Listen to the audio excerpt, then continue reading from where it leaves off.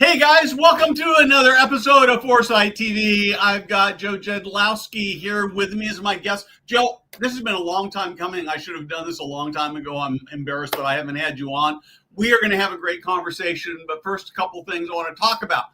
Thank you so much for watching Foresight TV. I know that Foresight TV is not the place for everybody, but if you are in senior living and you are committed to creating great experiences for residents, team members, and family members, we can help you do that better. And so I'm so glad you are here. I'd love to hear from you about what you're doing to improve the lives of residents and team members and family members. If you've got a story to tell, maybe you should be on Foresight TV or Tech Tuesday. The other thing is, I'd love to hear from you if there are things you think we ought to be talking about, exploring, or I guess even if there are things we should shut up about. So we produce all kinds of great thought leadership content in addition to Foresight TV. We've got lots of stuff on LinkedIn. We've got the Foresight podcast, Tech Tuesday. The most impactful thing we do is the Foresight website, where we put out new leadership content every day. It's free. It's easy to subscribe to. You see the QR code there. You can hold your camera up to that, or you can click on the link in the chat and put your email in, your name in, and you are good to go. The last thing I want to talk about before we get started with our conversation is that we have just launched a new product called Passionate Practical Leadership. It's on Substack. It's back to my roots, helping to create great culture, workplace cultures. These are practical things you can do every day to make the workplace better, to make it so that people love coming to work. And so again, you see the QR code, there are links in the chat. And with that, let's get started.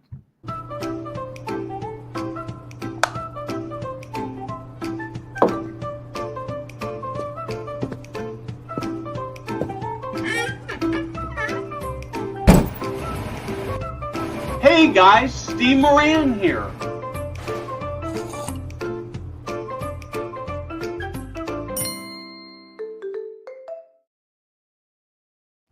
Well, Joe, welcome to Foresight TV. Let's start with who you are and who Distinctive Living is. Yeah, well, first of all, thanks, Steve, for having me on. I agree with you. It's a long time coming, and it's good to finally be here with you. So I am Joe Jedlowski. I am the CEO and chairman of Distinctive Healthcare. And Distinctive Healthcare has two organizations, essentially. Distinctive Living, which is our operating platform, and then Distinctive Living Development, which is our development platform. And so today we have just under about 50 assets in our operating platform, and we have roughly 10 or 11 projects that are in some form or fashion of development up and down the Eastern Seaboard. So staying busy, Steve. Oh man, I'm actually really interested. I never know where these conversations go. I love it's sort of more of an operations and sales and marketing and people thing. But I'm actually really curious that you've got all these development projects going, because there seems to be so much negativity about new development, mostly because of interest rates. Yeah, I mean, I'll tell you that it's been a really interesting 24 months, right, related to development. As we know, even if we were at full capacity today, right, like we were pre-pandemic, we still wouldn't have enough beds if we were developing for all of the residents, right, that are coming, the silver tsunami that is actually starting to come, that we've been talking about for the past 10 years, right? So many of our developments have been in the works for several years, Steve, where we basically said, while no one is developing, we think it's a great time to rev the engine, right? And we've been really true to that. So for the past 2 or 3 years, we've identified some really great sites, high barrier to entry. We've gone through the programming, the architectural design phase, construction phase, permitting phase, and are ready to really pull the trigger and break ground on some of our projects. And, it's really interesting. We just came back from NIC a couple of weeks ago, obviously in San Diego. And every Nick for the past 2 years has been negative, negative, negative about development, right? No, we're not touching it. No, we're not looking at it. The cost is just through the roof. And this was the first time that I heard institutional equity and institutional capital say, hey, we're either in a fundraising mode right now of going and raising, fund 3 or fund 4. And in Q3 and Q4, we are actually going to deploy capital into new developments. And I think really it's because we've reached that pivotal tipping point, right? We've got high occupancy across the board, right? Pre-pandemic high occupancy. And we've got pre-pandemic low supply. And so everyone is like, okay, hey, we got high barrier to entry markets that are really have a lack of supply. And if we know we're first in there, right, our lease up is going to be really successful. And the overall success of a new development project is how does the project lease up? And so I think capital is becoming a little more open and really raising dollars to deploy some of that capital on the development side. So we're really excited. We're looking at traditional capital, traditional equity, traditional debt, but we're also looking at some bond financing options. So we've been really creative, but we got some exciting things. Well, the other thing I would say is that while interest rates are much higher than they've been for the last 7 or 8 years, historically, they're not all that much higher than what used to be the normal, right? And so maybe all we've done is really come back to closer to normal. And we figured out how to build buildings back then. And so this is probably just going to be it. Well, you know what? It's interesting. So a couple of months ago, I was speaking with Beth Mace, who is the chief economist at NIC, who recently retired. And she presented at a meeting that we had, and she was showing the trajectory over, a 50-year graph of what the interest rates were, right? Mm-hmm. And so, while I think things are certainly still high, right, especially comparatively to what everyone had got accustomed to, I think everyone, one, first of all, things are normalizing, but two, we operations and capital have to get used to what the norm now is from a return perspective. And so it's a new norm, right? And to your point, I remember growing up and my grandmother who raised me would take me with my savings account and it was, 12 or 13% interest and they were stamped a little passport, right? And I was like, wow, I had no idea what that meant. Now, clearly, I know what that means, but it's. I agree with you. I think what things we'll start to see, certainly come down. It's not going to come down to where everyone, got accustomed to it being, and so new norms for everybody. That's right, and I'm an old guy, right? So I've seen it. I've seen interest rates way back when I was a kid growing up. 2 and 3% interest rates and mortgage rates were pretty common, right? And then it started creeping up. I can also remember when Jimmy Carter was president and mortgage rates for a brief period of time were 17 and 18%. That was really terrible. Of course, it brought, most real estate, everything to a grinding halt. And so, really the interest rates that we had, 7 or 8 years ago, nobody ever actually thought we were going to have those rates. The house I live in now, I bought, when it was really low, and I've got like a 3.5% interest rate on my mortgage, and it's like I'm never moving, I'm never paying it off. But I don't know, and so I sort of don't think they'll come back. But we didn't think they'd come back a long time ago, so I don't know. So the interesting thing is also capital has also figured out that they have to get creative, right? Because they also have an obligation to deploy capital, right? If you're a capital company, you're meant to deploy capital, and that's what your investors expect.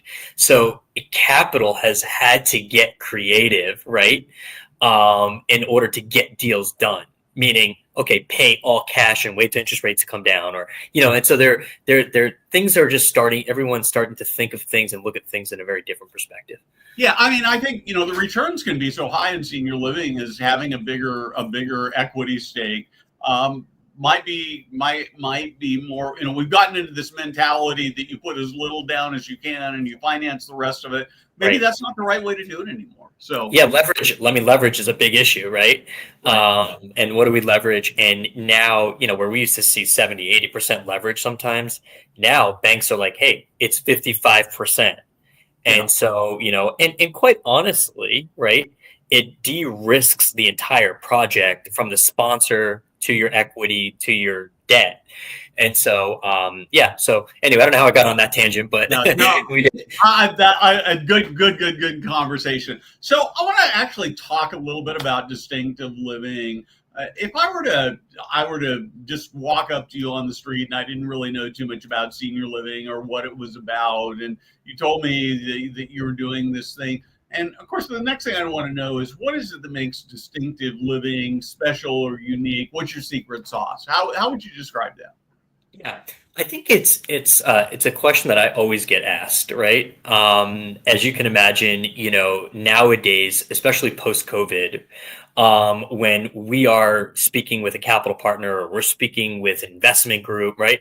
I mean, they want to know everything about our operations. They want to know everything about our team. They want to know everything about our organization, you name it. And so I think the real point of difference, other than the obvious, is my team, right? And I think everyone says that, right? I mean, that's a blanket statement. My team is what changes it, right? But my team has really been with me for a very long time, most of my team members. So that is a point of difference. But I think the real point of difference is really the white glove service that we not only give to our team members, but also the expectation to our residents and also our capital partners. We have a lot of capital partners, a lot of equity groups that work with us, Steve, who have never been in senior housing before, to your point, right? And so we have been able to really put a platform together and a program together that takes them from not knowing anything to educating them to bringing them into the fold operationally to giving them the challenges. And here's the solutions of the industry challenges that we see. Here's how we have solutions to these challenges, right? And then the last part of it is, I think one of the things that really differentiates us is we are a very data-driven organization. You've got to have good culture, you've got to have good people, you got to have good systems. But if you're not making decisions, Steve, based on data, you're going to be in a really world of hurt. And that means you got to have good data in to get good data out. And so it is really one of our non-negotiables as an organization. And that is from hiring related to data points, that is firing related to data points, that is employee performance reviews, that is clinical outcomes, that is all of those important things that make a senior housing project successful. If you're not measuring and doing something about that data, it's really, really hard to be successful, and it's hard to make good decisions other than just gut decisions. Such as, oh, wow, I really like that salesperson. But then you go and you start looking at the data points around it, and you're like, dang, we've got 150 leads a month in that building, and we only got 3 move-ins. The closing ratio is really terrible. But everyone likes the sales director. And so, we take that approach that, we're I think a really warm and fuzzy group, what makes it easy to get along with, but we're also make those hard decisions sooner than later when we need to pivot. Yeah, and making those decisions is so important. I had somebody who was working with me who was helping with sales, and somebody I really, really liked a lot. But when I looked at the numbers, they weren't happening, and it was so painful for everybody. And it's hard to let people go, right? I mean, they get mad and they're frustrated, and you hate to hurt people's feelings, and it's livelihood and it's all that stuff. But it's all about not, I would say, survival, but more than that, for making an organization thrive. So a couple of questions about data. First question is how do you avoid dashboard fatigue? I've had some operators show me their dashboards, and so often when I get in there and I start looking at them, it feels overwhelming, and I know that it's overwhelming them because part of what comes out of these dashboards often is checklists, and they'll bring it up and they'll show me their screen, and all of a sudden I can see popping up tasks that they should have done weeks ago, right? So how do you avoid that? Yeah, I think that's a great question. And I think there's a lot of fatigue areas in our business, right? Nurse call pages, fatigue, door alarm, fatigue. I mean, there's a lot of that. And so one of the things, Steve, that we've done is it's not a one size fits all, right? Because you have buildings and you have executive directors that are running 30, 40% operating margins, right? All we can do essentially, other than our process, we have our dashboards, and we're measuring and managing the data, right? Is all we can do is screw it up by getting in their way, right? And essentially, I love that. I love that. And so, my direction to our team is people that are doing a good job.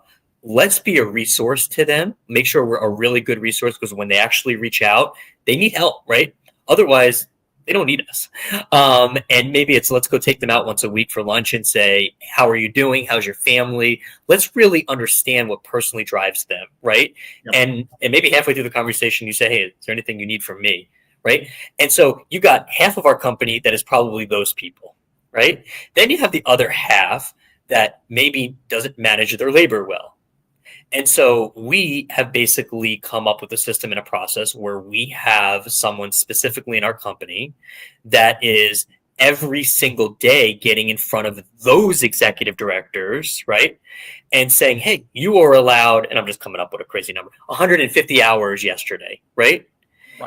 We know that this morning at 8 a.m., you ran 164 hours yesterday. So let's talk about that this morning at 8 a.m. And so we don't do it again today, right? We have someone in buildings that have high overtime, right? That on Monday mornings, our pay weeks run from Friday to Thursday night. And we do that because highest call outs are over the weekend, and it gives everyone a little bit of time if they have to stay extra or work a double on a weekend, right? At Monday morning, we are getting ahead of those communities that have employees that are approaching overtime. Even though we're only 3 days into the work week, we have employees that may have worked 312s already, right? So, and then on the flip side, from an occupancy standpoint, we have communities that are on certain communities that are on daily reporting, right? We have certain communities that have, sales calls, several times a week. So we really, Steve, while we have a dashboard, it's really for us to help drive where our resources are going. And the sophisticated executive directors that we have do use the dashboard, right? They're looking at metrics, they're looking at their labor, they're looking at their raw food costs, they're looking at their spend downs, right? But we use that tool as a mechanism really to be able to go and to know where we have to put resources and how do we put individual plans around these communities to measure those successful data points to really help bring awareness, right? So we don't take that one size fits all, like, yeah, we want everyone looking at our dashboards. Yes, we want look at everyone look at their data, but you can't blame everyone when one person smokes, right? And so we take that individual approach to improving the areas that are important to us. Well, the other thing I really like about what you just described is that it's a very positive, proactive approach to data. How do I use this data to help you as an executive director be more successful, rather than how do I use it to punish you? And so I love the idea that you look at the overtime early in the week. So how do we create success rather than how do I beat you up after it's already happened? That's 100%. I think the other change of philosophy that we've had as an organization, or that I've had as a leader, truthfully, over the evolution of, let's just say, 10 years, is we used to, and I still believe that the executive directors are the CEO of their business. Bottom line, if they're running a multi-million-dollar business, the buck stops with them. However, what I've come to realize is not everybody is good at everything, right? And so, for example, looking at these data points, let's just use, you have a great executive director, they're great at sales, they keep the community, right? Morale is super high, turnover is low, but yet they got a collection issue out the wazoo, right? So the previous mindset and a lot of companies' mindset is, you know what, that is an important piece of what we do, right? If you can't collect our money, why go and get sales, right? Yep. And mindset used to be go fire that person and go fire someone that can do all of these things. Now, our mindset is looking at the data. First of all, we don't let it come to a head, right? We're managing that every day. So to your point, we're getting ahead of it. And when we know that something is coming, we cut off a big catastrophe. But secondly, it's then let's go and hire the best business office manager that we can hire and spend $20,000 more and support that executive director where they're weak and get someone that can go collect money on behalf of our community and someone that can manage that every day. And so, and you either have it or you don't as a leader, but there are some things, right, that if you have a shortcoming that I think we can help supplement. And so now if you can't sell and you're an executive director, that's a different story.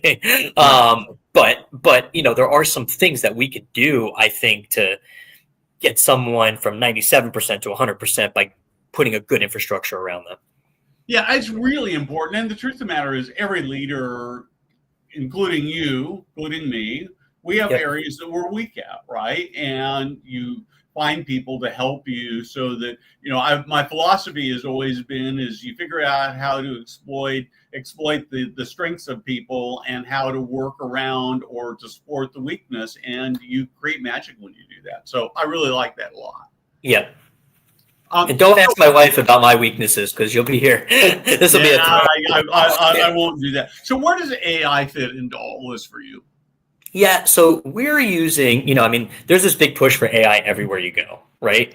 I'll tell you. So last week we had a senior leadership meeting, and expectation is that our team is presenting data points and initiatives and those kinds of things in our brainstorming.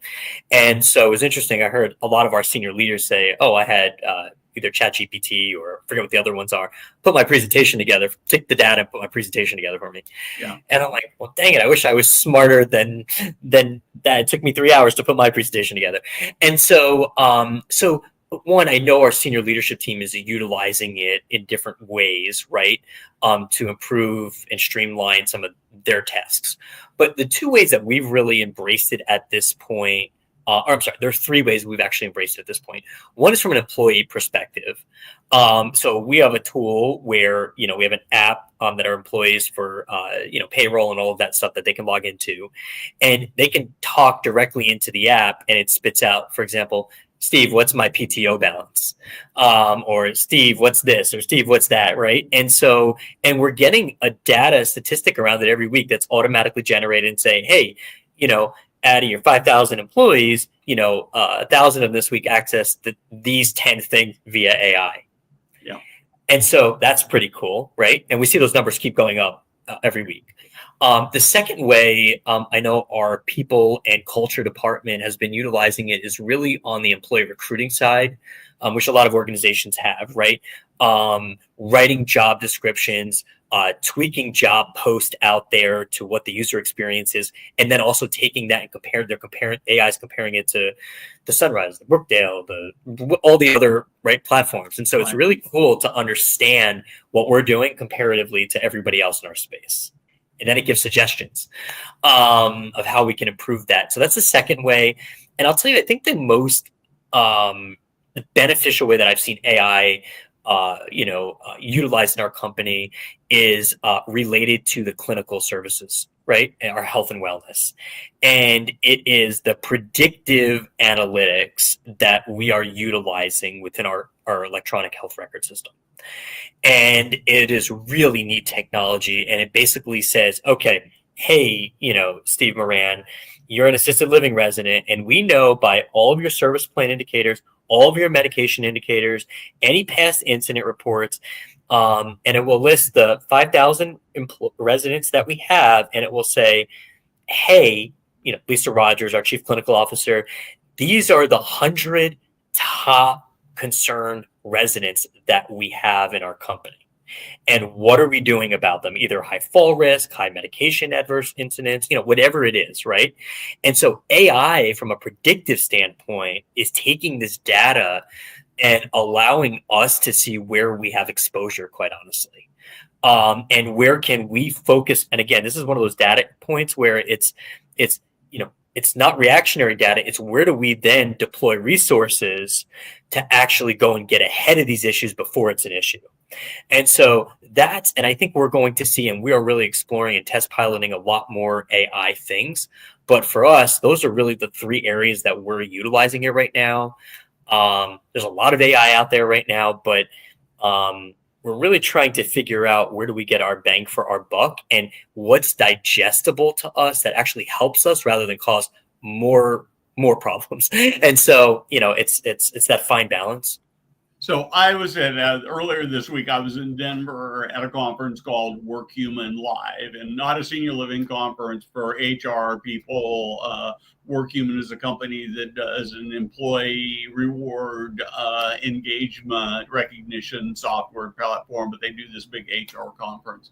And I met a guy who's a young entrepreneur who has developed an AI interview tool. So let's say you put up a job for a caregiver on Indeed or someplace. They click a button and they actually do a verbal interview with AI. And at the end of that, if AI says this is somebody you should do that, then it goes the step. What do you think? I think it's interesting. We're such a people-centered business, right? And I don't know, I'm in my 40s, but sometimes I feel like I'm just old school. And I think that sometimes in this business, while we have to advance with the times, and I'm very pro technology, I'm very all these things, right? But there's blocking and tackling and X's and O's in our space. And I think when we get away from those kinds of things and that personal touch right out of the gate, because the expectation for me is that we are high touch with our residents. We are high touch with our team members from our support center, right? And that's one of those white glove expectations that I have, is how is that perception of everything we do is personalized. Everything we do is, peeling the onion back about what makes you as an employee, special, what's going on with your family, to residents, right? What's going on with you, what's going on with your loved ones, and then showing up and having an avatar saying, tell me about your employment history. Tell me about what motivates you. Tell me, I'm not sure it sets the right tone of that personalization that we expect from a service delivery standpoint. So for me, I would be open to looking at it, but my initial feedback is it personal right out of the gate that will create that expectation of service delivery for that employee moving forward? Yeah, it's a very complex problem to me because if you're somebody who's getting thousands of applications for stuff, how do you make sure that you weed through them? Because typically what happens is you look at the first 100 and the rest of them you sort of look through, so it creates a fairer thing. And I guess I actually talked to somebody else who said, oh yeah, when job applicants see AI, they don't even bother doing it. So I don't know, but I actually predict that in 3 to 5 years, virtually everybody will have to do an AI interview before they do that.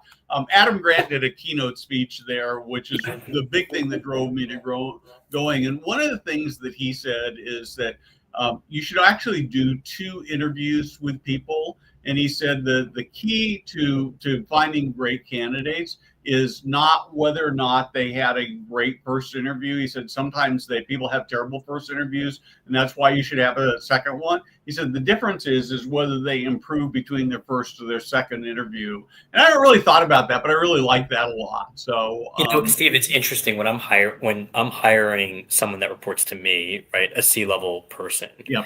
I've always had this mindset, and I don't remember who told me this. It was somebody. So I actually, obviously we go through the normal interview process, and a lot of times it's not a recruiting process. Like if I'm going to go hire a C person, I personally go and find the person I want to go hire in our business. Yeah. I don't leave it to a recruiter, right? And secondly, we go through that process, and the last step of the interview, and I bring the offer letter with me is I invite them and their spouse out to dinner.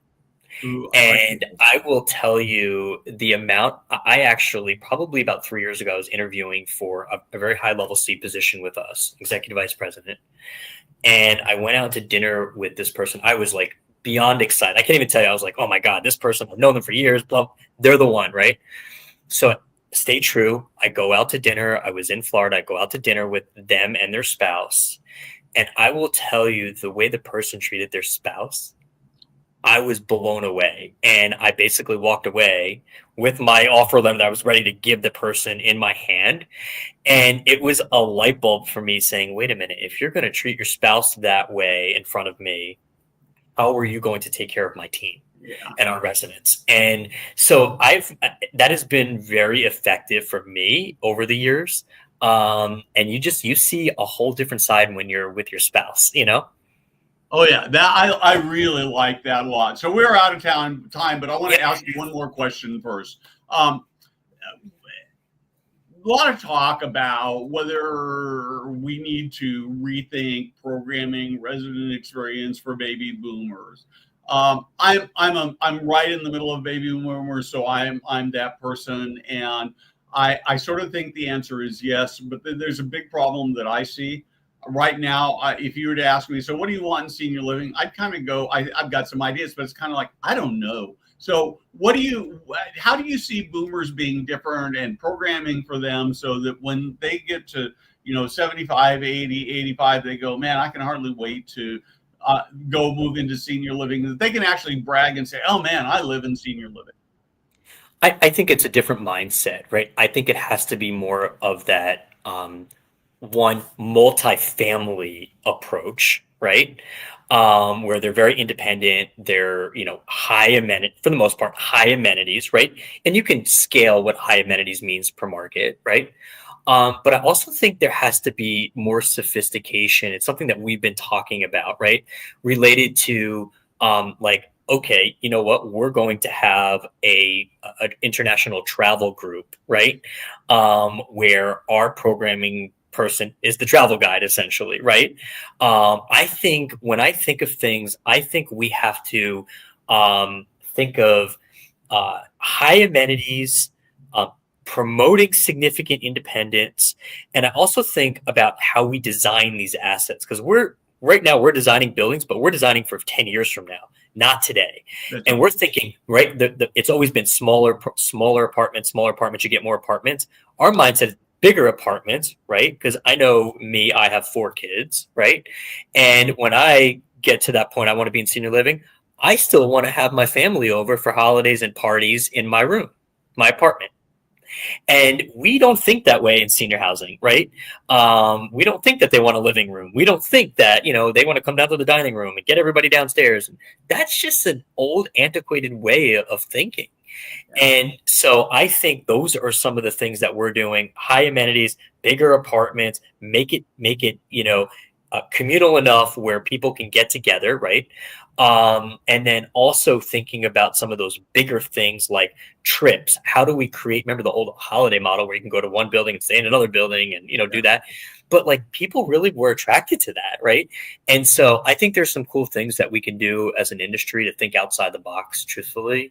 But, and technology obviously is going to advance and play a big piece of that.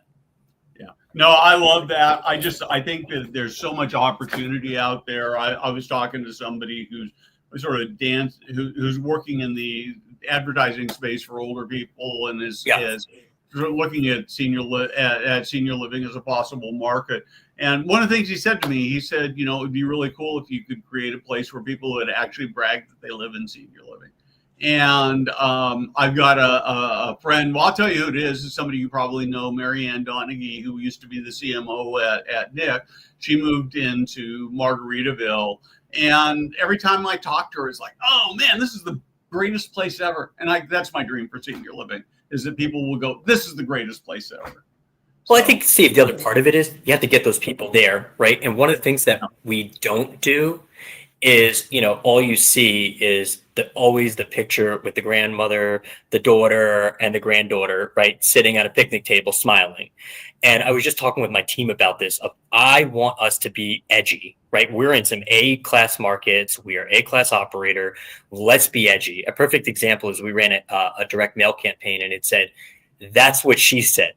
And then on the flip side of the postcard, it was a female resident with a male caregiver, and the female resident was telling the caregiver, I need to go to the restroom. And so we need to do things like that if we're going to attract, the 72-year-old resident that is still working potentially, right? So anyway, I could talk about that all day, but yeah. Terrific. Joe, thank you so much. I wish we had more time. I'm looking forward to seeing you in person next week in Tampa at the Senior Living Executive Conference. And thank you for joining me. We'll have to do this again soon. Also want to say thanks to Jada in the background for producing the show. Yes, Steve, thanks. And have a good weekend, my friend. See you next week. Safe travels. Thanks.